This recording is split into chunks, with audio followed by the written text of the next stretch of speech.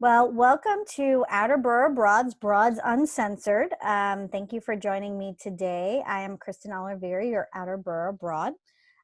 We decided to launch these video podcasts, if you will, in conjunction with my blog, postpartum and the coronavirus.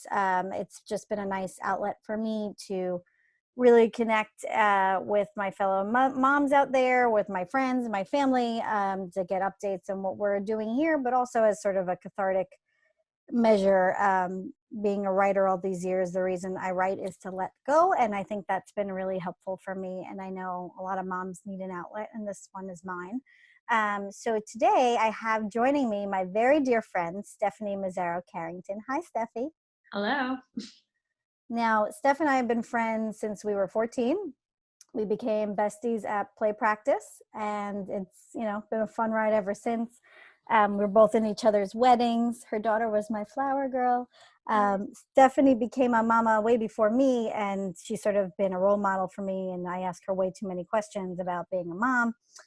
And she's always very patient with me and obliges to answer all my questions. So what I thought we could talk about today in terms of motherhood in the time of quarantine, aka I obviously stole that from Love in the Time of Cholera for all our book fans out there.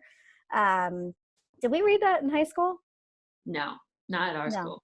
No. I definitely read it in college as an English lit minor, but I feel like I read a lot of stuff we read in high school over again in college. But Yep. anyway, so I thought we could talk about being a mom in this time. Obviously very unprecedented, not knowing what to do. We're at home with our spouses, our children, or in my case with my parents as well, which has its own set of challenges for anybody. But how we're kind of handling it, what we're doing, what we're failing at, what we're doing good at. So tell me a little bit about your setup, Steph. Tell me your kids' ages. You're working, your husband's working. Give me a little overview on what life looks like in the Carrington household. Sure. My daughter is 5, so I haven't been a mother that long, like you say. It And seems like a lifetime. so she is in kindergarten, and she has a lot of schoolwork to do. So we're doing the homeschooling thing with her. And then my son is 2, and right now I decided to potty train him because why not? Yes. So I have both of them that I'm working with. My husband is working mostly in the basement. He had to set up a second home office, and he is really like on call the entire workday. I cut back on my hours because I had to, because childcare and homeschooling and everything else was just too much. So I'm doing a lot less hours, and I'm doing them mostly at night and when my son is napping, and I could put like a movie on for my daughter. So that's what we're doing right now. And during the day, basically, as long as it's not raining or freezing cold, I try to let everybody, go outside and run around a little bit. Otherwise, it's just lots of activities and things. Mm-hmm. So for work, you've been able to sort of shift what you do towards the evening. So you don't have to take a call or anything during the day or stuff like that, or you I are? do. I actually had a court conference. I'm a lawyer and a nurse. I had a court conference on Thursday, and it's very different. Just, a lot of what we do as lawyers, arguing, it has a very different feel when you're just on the phone as opposed to Mm-hmm. in a room with a group of people and someone sort of keeping control of the situation like a judge. So I realized that a lot of what I do when I argue is nonverbal. And this was just a teleconference. I had thought it would be a Skype one, but last minute they switched it to a teleconference. So a lot of times where I would do like my death stare, as I like to call, to avoid shouting over everyone, because that's what people do, it wasn't effective when you're on the phone. So I had to, shout more than I normally like to try to get a word in edgewise on behalf of my clients. So that was special. And so did your husband watch the kids during this? Because I mean, even now, we just discussed this before we got here. It's like, who watches the kids while you actually have to do something for an hour, say? So did Yeah, Alex help out with that? he did. I had tried to schedule my son's nap around that, but of course it didn't work out. Yeah. So my husband just rearranged like a couple of his calls, and he watched them for an hour while I did that. So Yeah. Because it It seems to wasn't be, great, but it was okay. it seems to be like a whole all hands on deck situation where you do kind of have to say to your partner, whoever you're rooming or quarantine with, like, how are we going to work around this together? I mean, I haven't officially gone back to full-time work yet. That starts May 6th. Um, and I've just been doing freelance and just trying to catch up on, catch up with friends, catch up on my website, and sort of building out Boro abroad. And you would think I kind of have the flexibility to take a call whenever, or if I'm taking one call a week, it doesn't seem to be that hard, but it's hard. Like, someone hold the baby. And of course, every time I've tried, she should be napping right now and she's wailing in the other room. So it seems like anytime I've had to, she's been a pretty good napper thus far, knock on wood. But anytime I've had to do anything, she has a meltdown. Like, it's like if she knows mommy dried her hair, it means something's going on and she needs to have a meltdown. So, and then obviously I'm still, not obviously, but I'm still breastfeeding. So that makes it even harder. And she's still a little bit, takes a bottle maybe once a day. And we're really trying and given all this time too, to try to see if she'll take it. It still seems like, of course, again, when I have something to do, she refuses the bottle. But if I'm around, she might even take the bottle from me. So God Yeah. bless her. Yeah.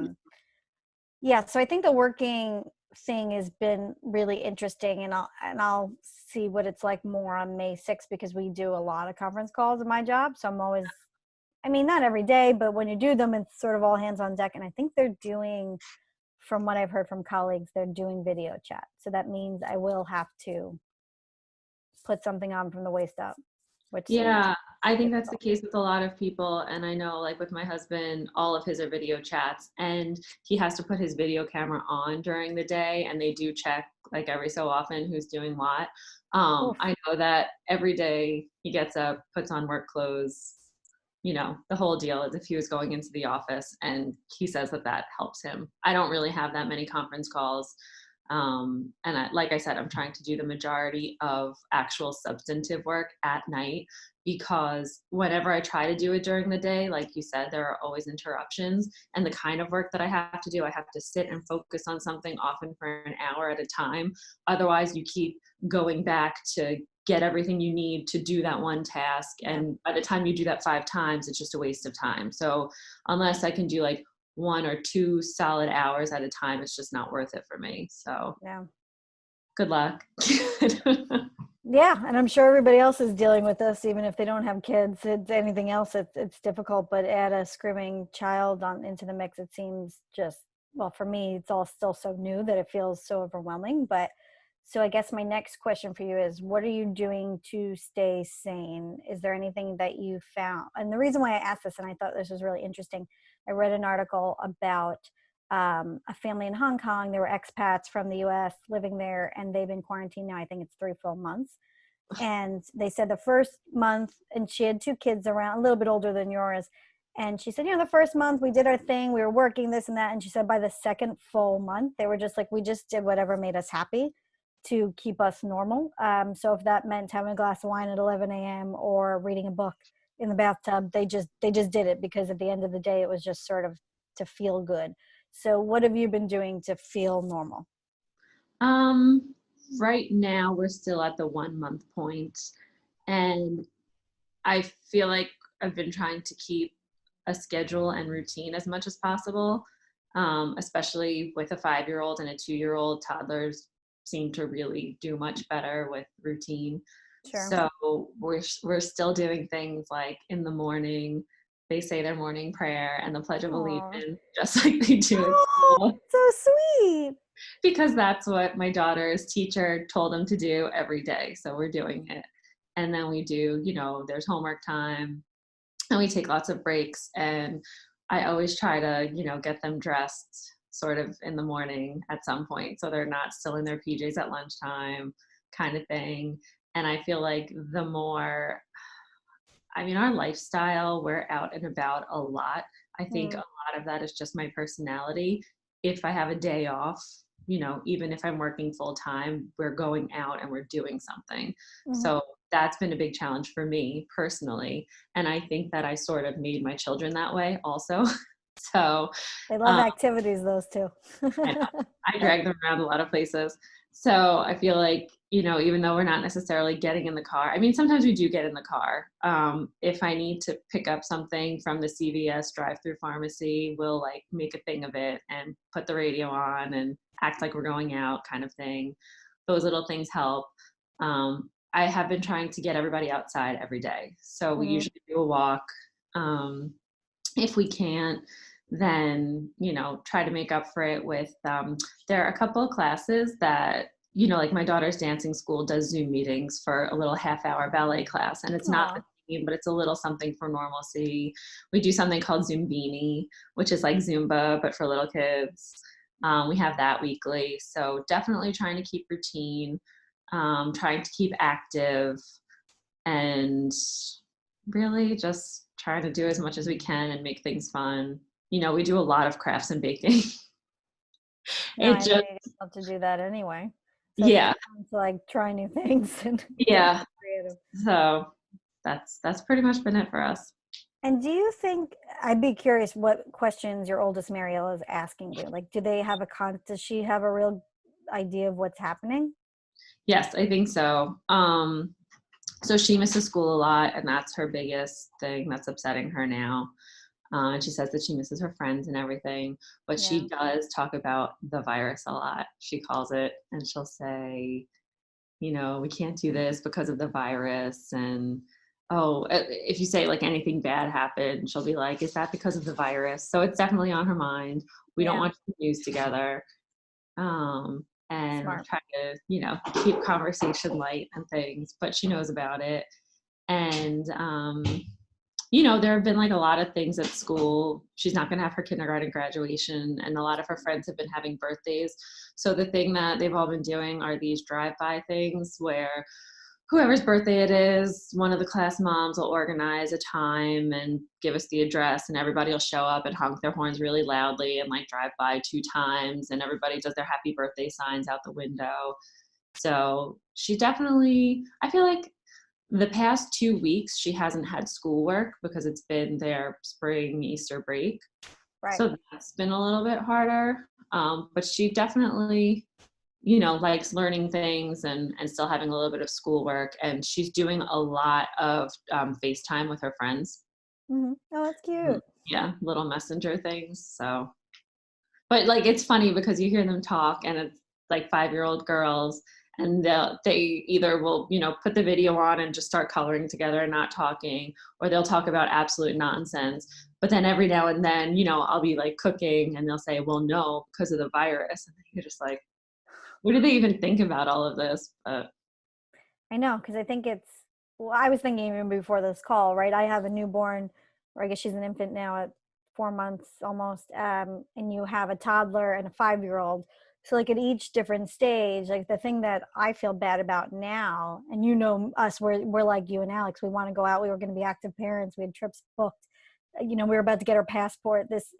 So we were starting to already plan for her to be a very active baby, go to different people, see different people, have different experiences even at that age, so she would get used to it. And now I feel like we've had to take a step back and say it's actually the opposite of what we were going to do to begin with. And then you think about the impact of that is that for her at her developmental age now, I mean, she's seeing myself, my husband, and my two parents. So she's got four adult, maybe she'll speak early because she's got four adults that are yammering all day long in front of her, but she's had zero interaction with other children. Now at this point, she'd be hanging out with your kids or cousins and friends and things like that. She would have had some sort of exposure to that. So that's how this is affecting us in that sense. And then you look at Joey, who's a toddler, who is being potty trained and this and that, and he's beginning his sort of social, even more of a social journey with going to daycare and seeing kids all the time. And then Mariella's 5 when she's actually in school.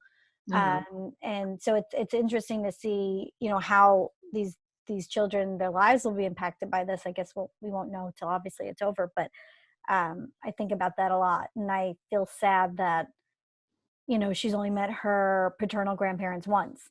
Like she met her godmother twice. She's never met her godfather. Like it's just those sorts of things. Like most of my best friends haven't met her. It's those are the things that kind of like get me down, where I try to kind of push them out. into another space. But I guess my other question was, it was not so much of a question, but I definitely had a breakdown the other day, which I blogged about. And I mean, for obvious reasons, women in postpartum period have lots of breakdowns. So I consider myself lucky. I think I've cried 3 times in 4 months, so it wasn't the worst. But we had a big power outage out here that was literally scheduled for the exact same time as our pea pod order. And I know that sounds like kind of, oh, who cares? But we hadn't been able to get food for 4 weeks. So we were working through the fridge and everything that we had, and we finally got this order, and it takes, week and a half to show up. And it was a massive order because we have 4 adults eating 3 meals a day here. We really haven't done takeout.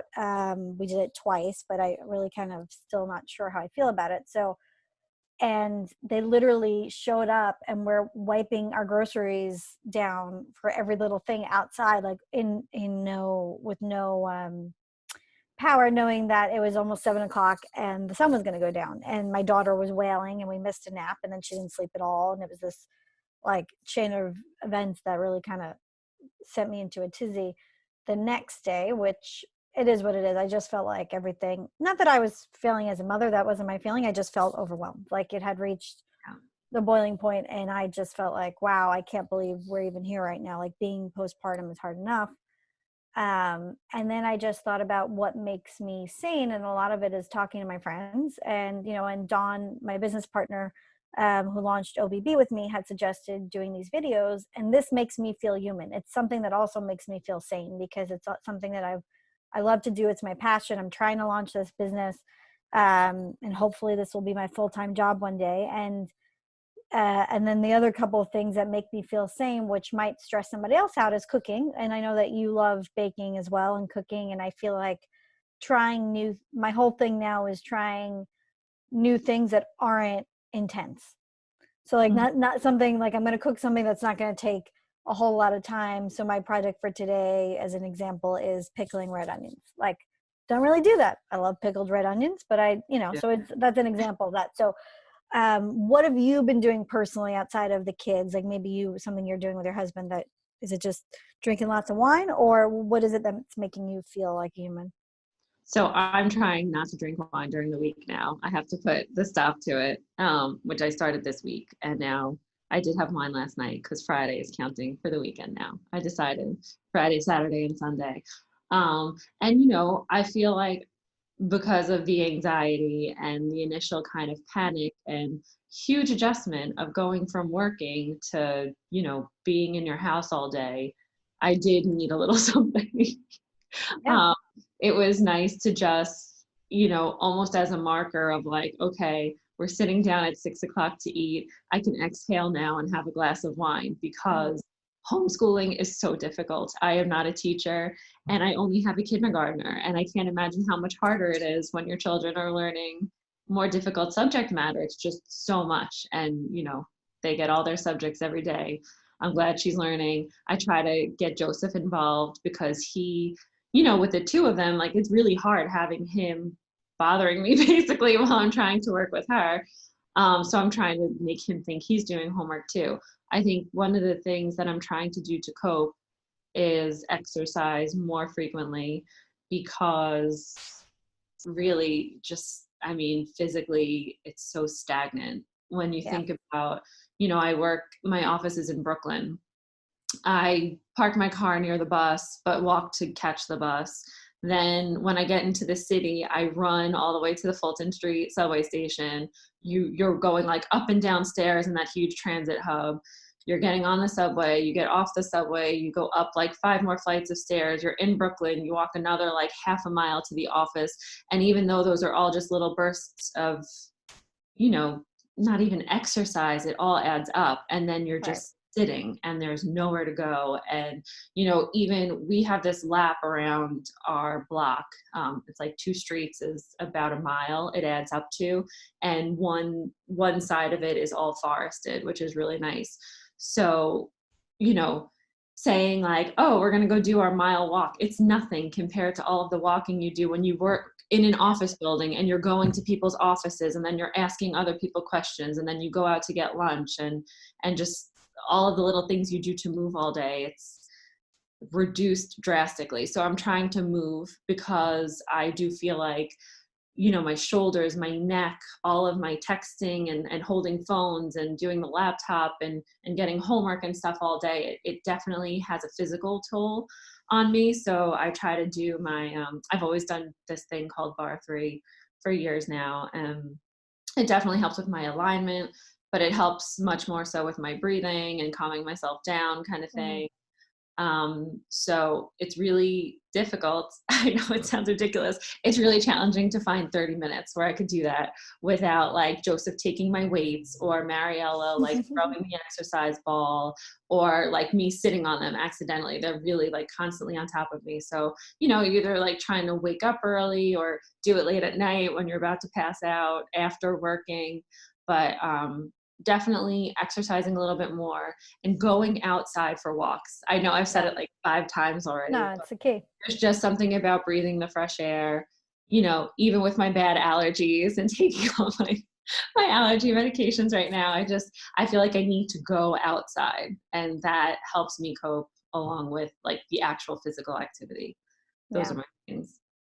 Exercise, I feel the same way. I'm trying to, well, I mean, I walked every day back and forth to my office. It's 25 minutes each way to get there. So it's almost, and then before pregnancy, I was, and I was probably all the way up through second trimester. I was still exercising very regularly, 3 or 4 days a week in the gym, like just doing yoga and basic things. But, and also that's just me. And for me, I think I've always had kind of like a sluggish system, which is like a whole separate podcast topic, but which is why I've focused in years on like trying to do more gluten-free lifestyle and elimination diets and things that like kind of just slow my system down. But I know that, so I have to use exercise as a tool to feel better. And it doesn't, I'm not someone that's killing it with cardio. I've never really been a runner or any of that sort of stuff, but just being able to move in any sort of way, even if it's slow for a half an hour, or however long I was doing it prior to this quarantine, I just feel so, and I've been getting in at least 30 minutes a day, and we're trying to walk outside, but the weather's been kind of shitty. Yeah. And then it just always seems like something gets us. So I'm at least trying to do a loop around our property once a day, twice a day. But yeah, I think that's taking a toll on me. So the one thing I'm doing a lot of postpartum exercises. I was introduced actually through my pelvic floor specialist to this company called Motherhood, which it's probably a whole separate topic as well on sort of exercise at home now. But they've been great because they have a lot of specific exercises that help with recovery and pelvic floor exercises, but like yoga and other stuff too. But then the other thing that just feels like literally a hug for my body has been yin yoga. Have you ever tried that? No. So it's where you hold poses for 3 to 4 minutes at a clip. Some of the more, they're all relatively basic poses, sitting or on your back. So it's not like you're standing in a downward dog for 4 minutes, but it literally helps me, like, because the breastfeeding and being at home, my shoulders are just like here all the time. Mm-hmm. And sometimes I actually hear my back crack while I'm in a position. So that's been helpful. But again, it's 30 minutes when the baby might be crying. And then, this house is small, but it's big enough, but small at the same time. And that's where the main television is, where I do my yoga. And then just my parents will sit there and literally stare at me and watch me. So it's hard. It's one of those things that you want that to keep you sane. And then, so I don't want to take up too much of your time. So I have one more question for you. So I saw this really funny meme on Instagram the other day that was like, I'm not going to quote it correctly, but it was like, I'm going to really stop using that excuse. Like, if I had more time, I'd do X thing, because obviously I'm not doing it now in quarantine, was sort of the gist of the quote. And, things that you say like, oh, if I had more time, I'm going to do X. Now, I thought, oh, so this is my whole big joke. So I bought myself a painting kit because I thought I could paint the tree in our backyard, like sit there and like use like fun watercolors. And I'm not a good painter or drawer by any stretch, but I thought that could be sort of a therapeutic exercise and just something nice to do outdoors. So it gets me physically outdoors as well and just moving. Obviously have at this point have not cracked that kit open. I still have faith that I might when the weather's better, because it's just kind of shitty right now. So hopefully as it gets better, I might go out and do that. But is there any sort of aspirational thing that when this started, you said to yourself, okay, I'm going to do this thing now? and you haven't gotten to it, or maybe you will, but anything like that that you thought of? Yeah, I'd say there are two main ones. One is reading. I it's terrible and it's, awful to admit, but I never read. And I always say I want to. And I do love books. And every so often, I get into something and I read it. But it just seems like, whether I'm commuting and I say, oh, I'm going to read this book on the bus, then like I start getting texts or work emails and it just never happens. And I also lately, I do so much reading with work that Yeah. by the time I get home, I'm like, forget it. I'm done. I want to sit down and watch TV. So I said I was going to read a lot more. I have been reading one of my, how to discipline your children type books because I need better coping mechanisms now that we're, all together all the time. But I definitely have not succeeded on that goal. My other one has been I bought this keyboard for myself when I was pregnant with my son. It was on sale, some Black Friday deal. And I said, I'm finally gonna, go back to the keyboard because I had learned a little bit when I was little, but I Oh, I sing, didn't I know that. choir. Yeah.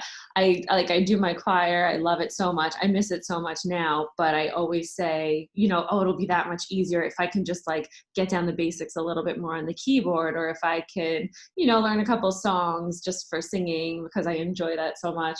So I have this keyboard and I bought some Groupon for like online piano lessons, which has since expired. And I was like, you know what? Maybe now I'll finally have the time to do that. And I have not. I feel like I've been busier than I've ever been. And, I know you cook a lot. I always cook dinner. We hardly ever get takeout. And somehow, I guess just like everyone being together for 3 meals a day, I don't know what it is, but I feel like I'm always cooking and cleaning. Like, Oh, I all just, day long. Even if by you're the making time we go yourself to like bed a at quick night, salad, like it feels like oh it my just God, took so much time. I know. And then you feel guilty if it's like, the other day we were having like cold cuts again for lunch. So I was like, oh, let me make some bacon. Like I'll make some nice club sandwiches. Like at least if we're Yeah. home, we'll make it as nice as we can. And I'm always like trying to do things like that to make things like a little more special. And then at the end of the day, it's like, oh, I gotta clean this like greasy pan now. It's always something. But all good problems to have, all, first world problems. Try and, just look on the bright side. But Yeah, I know. It's one of those things that you almost feel guilty, which also sort of, just lends itself to the anxiety and then feeling bad about yourself and all that sort of stuff, because you think, well, we're so fortunate we have this and we have a home to be in and there's a space to walk out in. And for me, I feel so grateful and thankful that we bought this house out here, because otherwise we'd be in a 1-bedroom apartment in Manhattan, and we sound like snobs saying like, oh, we went to our second home. We don't own the apartment, we rent it, but it's still, it feels terrible to even say in some cases, but it doesn't mean you still don't feel anxiety and stress, and you're feeling your feelings in the sense of we all need a break sometimes. It felt like that to me, particularly when I had Juliana in those first couple of weeks being a new mom, like where the hell does the day go? And then now with starting to do some more work again, having my parents here cooking every meal, it's like I really have no clue where the day goes. And by the time it's 10 o'clock, I'm like, there goes another day. I was looking at Juliana the other day, and she's obviously getting so much bigger. She's an infant, and that's what happens. They grow every day. But like I'm starting to notice it, but it's like 3 weeks later, I was like, holy shit, she's so big now. Like she's grown out of, I put her in the outfit you gave her for Easter, and like she was like busting out the little feeties, and like she's getting bigger, even though she's still like petite in terms of relative things being relative. But she's a marker of how much time has been spent yeah. here and how much time we've been home. And it's, in some ways, I see it as a blessing because I have 3 other adults that are helping me help her.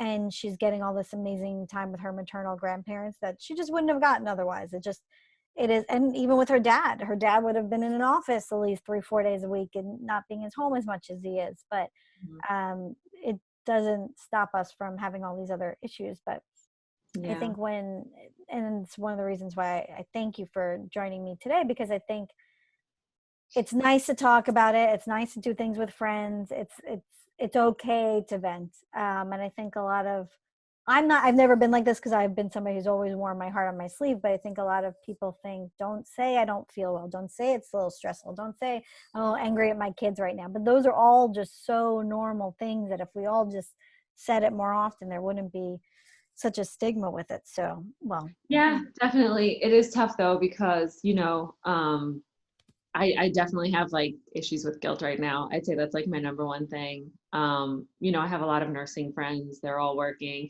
Every time I complain about anything and I catch myself, I realize, wow, like think about what you're complaining about. You don't have to worry about, working in a hospital right now with a load of people, bringing it home to your family, maybe dying. It's just, there are so many extreme things where you sound like, you're not even exaggerating, just talking about what's going on right now. So it is hard. And you go between, feeling like you have an outlet and, oh my God, I'm going to complain to my friend for so long. And then taking a step back and saying, well, this is recorded. I hope no one looks at this and says, you're such a privileged, ridiculous person. How could you be complaining? Because we do have so much. But, it's also, it's tough in its own well, way.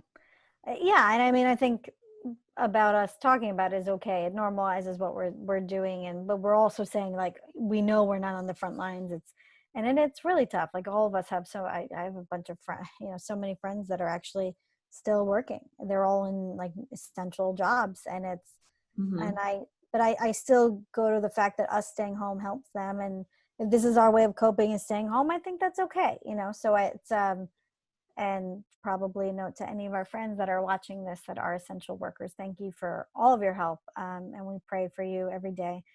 And I can't wait to see you again, Steffi, and hang out with the kiddos, um, and Juliana's hang gonna out. be, oh my God. I know Yeah. she's gonna be huge by the time she'll be walking. By the time we actually have her baptism, my dad was like, "Oh, she'll be walking at her baptism." Yep. So it is, but I wanted to thank you for sharing your thoughts and your time, and lots of hugs and kisses from the North Fork to your family. You too. Thank you.